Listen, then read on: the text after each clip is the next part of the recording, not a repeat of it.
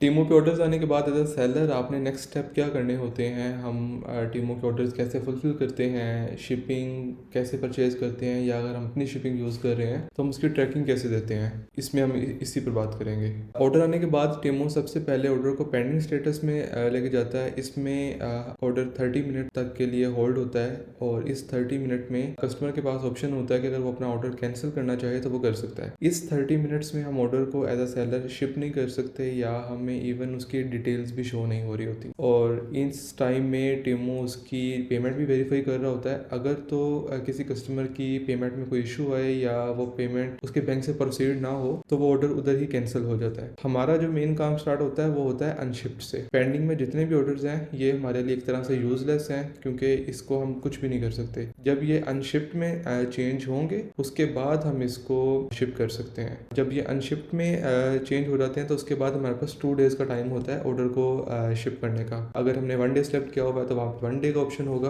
अगर 2 डेज किया तो 2 डेज का ऑप्शन होता है हर ऑर्डर के लिए। उसके बाद हमारे पास इस तरह से ऑर्डर शो हो रहे होते हैं और इसके अंदर सबसे पहले हमारी जो है वो ऑर्डर आईडी होती है। ऑर्डर आईडी के बाद हमारा क्वांटिटी शो हो रही होती है। उसके बाद ये फुलफिलमेंट डिटेल्स में टाइप आ रहा होता है कि सेलर की है या टीमो वेयर हाउस की है, और उसके बाद यहाँ पे यूनिट प्राइस आ रही होती है और उसके बाद यहाँ पे स्टेटस इसका आ रहा होता है। अगर तो आप इसकी शिपिंग टीमों से परचेज कर रहे हैं तो आपने सिंपली यहाँ से बाय शिपिंग पर क्लिक करना है और यहाँ पे आपके पास मल्टीपल जो ऑप्शंस हैं वो आ जाएंगे। यहाँ से आपने अपना जो है वेट सेलेक्ट कर लेना है, आपका क्या वेट है। उसके बाद यहाँ से आप अपनी पैकिंग जो डायमेंशंस हैं, पैकिंग डायमेंशन सेलेक्ट करेंगे। लेट्स अज्यूम मैं ये कर लेता हूँ और उसके बाद आप अपनी जो शिप डेट है वो सिलेक्ट करेंगे और यहाँ पे फिर आपको कोरियर की प्राइसेस शो हो रही होंगी। ये जो प्राइसेस हैं ये मैंने हाइड इसलिए की हुई हैं कि क्योंकि हमारे ऑर्डर ज़्यादा हैं और हमें जो शिपिंग प्राइसेस मिल रही हैं वो बाकी सेलर से बहुत चीपर है। तो आपकी ये जो प्राइसिंग है ये डेफिनेटली कोई और होंगी। इस तरह की प्राइसेस लेने के लिए आपको अपने अकाउंट मैनेजर से कॉन्टैक्ट करना होगा और आपके ऑर्डर्स के ऊपर वो आपकी जो प्राइसेस है वो चेंज कर देंगे। अगर आपने बल्क में परचेज़ करना है तो सबसे पहले यहाँ पे आपको मैक्सिमम पर पेज के ऊपर 10 ऑर्डर्स शो हो रहे होते हैं। तो आप यहाँ से इसको मैक्सिमम 100 कर लें। 100 के बाद आपको 100 ऑर्डर्स यहाँ पे शो होंगे। उसके बाद आप सिंपली इसको ऑर्डर सेलेक्ट ऑल करें और बाय शिपिंग इन बल्क पे कर दें। इसके बाद आपने यहाँ से अपना वेट लिखना है। यहाँ से 1 बाय 1 भी सबका दे सकते हैं, लेकिन अगर आप सबके लिए सेम कर रहे हैं तो यहाँ से आप अपना वेट देंगे, यहाँ पैकेज डायमेंशन देंगे, उसके बाद शिप डेट सेलेक्ट करेंगे और इसके बाद यहाँ पे नीचे ऑप्शन आ जाएगा और आप सारे के सारे यहाँ से परचेज कर लेंगे। अगर आप थर्ड पार्टी शिपिंग यूज़ कर रहे हैं या आप लेबल कहीं बाहर से ले रहे हैं तो उस केस में आपने ये करना है कि आपने ऑर्डर के नेक्स्ट आएंगे तो यहाँ पे कंफर्म शिपमेंट आ रहा होगा, आपने सिंपली इस पर क्लिक करना है और आपकी जो ट्रैकिंग नंबर है वो यहाँ पे दे देना है और अपना जो शिपिंग मेथड है मतलब कौन सी कोरियर यूज़ कर रहे हैं वो आपने यहाँ पे दे के सिंपल आपने सबमिट कर देना है। उसके बाद जो आपका जो पैकेज है वो यहाँ से शिप में चेंज हो जाएगा। इसमें सबसे पहले जब हम इसको कंफर्म शिपमेंट में या बाय शिपिंग में जो शिपिंग देते हैं उसके अकॉर्डिंगली ये ऑर्डर फौरी तौर पे प्रोसेस कर देता है शिफ्ट में, चाहे ये आपने कोरियर से भी किया है या नहीं किया। जो आपने शिपिंग डेट दे दी उसके अकॉर्डिंगली इसने शिफ्ट में चले जाना है। आपको पर ऑर्डर में से क्या प्रॉफिट आया उसके लिए एक मैं ये ऑर्डर ओपन कर लेता हूँ और एक मैंने यूएस का ऑलरेडी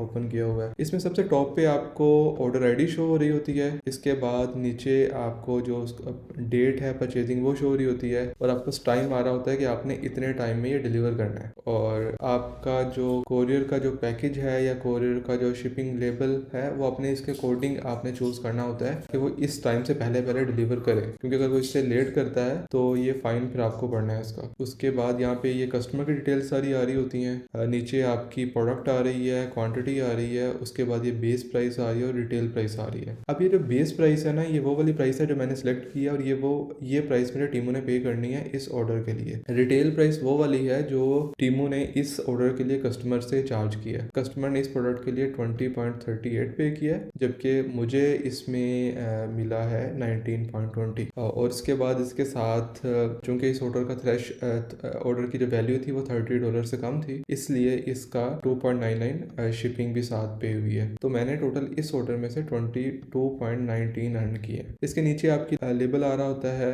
और आपका जो ट्रैकिंग आपने पुट की है इसकी ऑलरेडी हुई है तो उसकी डिटेल्स सारी आ रही होती हैं। सबसे नीचे आके आपके ऑर्डर की जो हिस्ट्री है या ऑर्डर का स्टेटस है वो आ रहा होता है। और अगर मैं आपको कोई फ्री शिपिंग वाला दिखाऊं, अब ये वाला ऑर्डर है, इसकी वैल्यू थी, बेस प्राइस मैंने सेलेक्ट की 98 और ऑर्डर इस पे आया है 103 का। इसके ऊपर चूंकि इसकी जो वैल्यू है वो 30 से एक्सीड कर गई है, 30 से बढ़ गई है, तो इस वजह से इसके ऊपर कोई शिपिंग नहीं मिली। अगर इसी तरह हम यूके में आते हैं, यूके के लिए ऑर्डर है, यहाँ पे सेम आपको ऑर्डर आईडी शो हो रही है, कस्टमर डिटेल्स हैं, उसके बाद ये प्रोडक्ट आ रही है, क्वांटिटी आ रही है और इसमें ये आपकी बेस प्राइस आ रही है सेम उसी तरह से। लेकिन इसमें चेंजिंग इस तरह से है कि इसमें आपको वैट भी मिल रही है। इस ऑर्डर के लिए जो बेस प्राइस मैंने चूज की थी वो की थी 27.80, जबकि जो कस्टमर ने पे किया है, कस्टमर ने इसके लिए पे किया 35.38। जो प्राइस हम बेस प्राइस यूके में रखते हैं, टीमो उसके ऊपर वैट भी ऐड करता है और जो अपना कमीशन टाइप है वो भी इसके अंदर ऐड करके तो वो उसे चार्ज करता है। तो कस्टमर ने इसका पे किया 35.38, जिसमें उसको 35 की वजह से उसको फ्री शिपिंग मिल गई। यूके में 35 के ऊपर फ्री शिपिंग है। उसके बाद टीमो ने इस ऑर्डर के लिए मुझे 33.70 पे किया। इस पे अब मैंने करना ये है कि जो 5.90 है ये वैट है जो HMRC को क्लेम करनी है और जो ये प्राइस जो 27.80 है ये मेरी है, जिसके अंदर से मैंने शिपिंग भी मैनेज करनी है। ऑर्डर फुलफिलमेंट के लिए कुछ टिप्स जो आपको हेल्प करेंगी। सबसे पहले अगर आपके ऑर्डर्स इस स्टोर की तरह थाउजेंड्स हैं पर डे के, तो फिर आप उसको डिवाइड कर लें टाइम से। आप डेली 4-4 घंटे के बाद या 8-8 घंटे के बाद उसके शिपिंग लेवल डाउनलोड करते रहें ताकि पर डे में आपके जितने ऑर्डर्स हैं वो एक सीक्वेंस वाइज आपके निकलते रहें। नॉर्मली ये देखा जाता है कि जो वेयर हाउस है वो कोई एक डे सेलेक्ट कर लेते हैं, कोई डे का एक टाइम, कि उसी टाइम पे सारे लेबल डाउनलोड करते हैं, जिससे होता ही है कि काफ़ी सारे ऑर्डर्स जो हैं वो मिस हो जाते हैं। या अगर आपके मल्टीपल लोकेशन से ऑर्डर जा रहे हैं तो उसमें भी ऐसा होता है कि आपके ऑर्डर्स जो हैं वो आगे पीछे होने के या डिले होने के चांसेस होते हैं। उसमें आप एक डिवाइड कर लें, हर 2-2, 3-3 घंटे के बाद आप ऑर्डर को शिप करते रहें। सेकंड, जब आप ऑर्डर का लेबल अगर टीमो से परचेज कर रहे हैं तो आपकी जो डायमेंशंस हैं वो अपने पैकेज डायमेंशंस उसमें देनी है। आपने जो आपका प्रोडक्ट की डायमेंशंस हैं वो नहीं देनी, और वो जो डायमेंशंस हैं उस डायमेंशंस में आपने एग्जैक्ट देनी है, क्योंकि आपकी जो शिपिंग प्राइस है वो उसी से डिसाइड होती है। अगर आपका वेट डायमेंशन ज़्यादा है तो प्राइस ज़्यादा होती है। उसके अकॉर्डिंगली जितनी भी आपकी प्राइस है वो अपने लो भी नहीं लगानी, क्योंकि उसमें भी जो कोरियर्स हैं वो या तो पिकअप नहीं करती या उस पर फाइन पड़ते हैं। तो इस वजह से आपने एग्जैक्ट उसी में रहना है। और इसमें थर्ड नंबर के ऊपर अगर आपको ऑर्डर्स के लेबल डाउनलोड करते हुए कोई कैंसिलेशन रिक्वेस्ट है, क्योंकि अगर 30 मिनट्स के बाद जब ऑर्डर अनशिप्ड में आ जाता है तो उसके बाद कस्टमर ऑर्डर कैंसिल कर नहीं सकता। अगर उसने ऑर्डर कैंसिल करना है तो आपको रिक्वेस्ट भेजेगा और सेलर जब उसको अप्रूव करेगा तो फिर ही वो कैंसिल होगा, उससे पहले वो कैंसिल नहीं हो सकता। इस वजह से अगर आपको अनशिप्ड में कोई कैंसिलेशन रिक्वेस्ट आती है तो आप ट्राई करें कि उसको एक्सेप्ट कर लें, अगर आपने उसका लेबल अभी परचेज नहीं किया, क्योंकि इस तरह के जो कस्टमर्स हैं वो या तो बाद में रिटर्न कर देते हैं या आपको बाद में वो नेगेटिव रिव्यूज टाइप के। तो इस वजह से अगर कुछ ऐसी हैं तो उनको पहले ही एक्सेप्ट करके तो उनका ऑर्डर कैंसिल करते हैं, और इस तरह के जो ऑर्डर्स हैं वो आप पे इफेक्ट नहीं करते। एक और चीज़ के काफ़ी सारे लोग जो पेंडिंग में ऑर्डर्स होते हैं उससे परेशान हो रहे होते हैं कि हमारे ऑर्डर्स कल तक इतने थे तो वो काफ़ी सारे ऑर्डर्स में से कैंसिल हो गए। उस चीज़ से भी आपने ना तो परेशान होना है ना वो आपसे लिंक्ड है, बिकॉज उसमें होता ही है कि कुछ स्कैमर्स टाइप के जो बायर्स होते हैं जो किसी और का कार्ड यूज़ करके या रैंडम कार्ड से ऑर्डर कर देते हैं कि अगर प्रोसीड हो गया तो हो गया। तो इस वजह से इस तरह के भी जो ऑर्डर्स होते हैं जिनकी पेमेंट प्रोसीड नहीं होती तो वो भी कैंसिल हो जाते हैं, लेकिन इससे आपका पेंडिंग ऑर्डर से कोई लेना देना नहीं है। सिर्फ आपको पेंडिंग ऑर्डर से सिर्फ ये बेनिफिट होता है कि आपको आइडिया हो जाता है कि मुझे 30 मिनट्स के बाद इतने ऑर्डर्स आ रहे हैं, तो आप अपना अगर स्टॉक ज़्यादा लगाया तो आप उधर से कम कर सकते हो। तो सिर्फ इसका ये बेनिफिट है और इसके अलावा कुछ भी नहीं है।